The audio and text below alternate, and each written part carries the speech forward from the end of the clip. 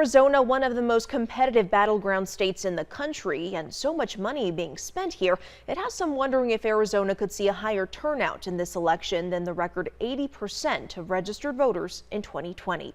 13 News reporter Bud Foster shows us why some are bullish on a very high turnout.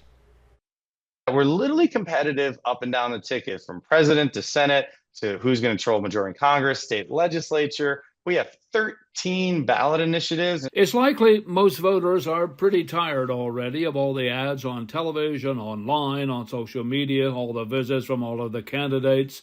According to the advertising tracker Ad Impact, Arizona will see the highest spending of any battleground state in the country, more than $800 million spent in Arizona alone.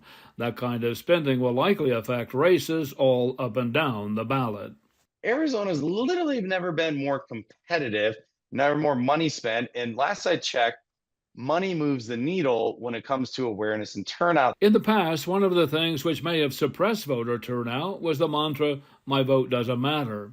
However, after a very tight presidential race in 2020, a very tight governor's race, and an attorney general's race in 2022 decided by just a couple of hundred votes, voters have likely become more aware that each vote does matter. So do their votes matter? Yeah, I think they do. So I could see it being right there close to it, but I could absolutely see it surpassing it because, again, looking at the facts, I mean, it's just competition breeds turnout. In recent elections, it was always thought that the higher the turnout, the more it favors a Democratic Party. But that may not be the case in this election cycle for the first time in at least a generation or two. The makeup of the electorate is on the move. Here's the thing. We're undergoing one of the biggest demographic shifts between the two major political parties since the civil rights movement, which happened in the mid-'60s. And we've only been through one of these 6 or 7 times in total.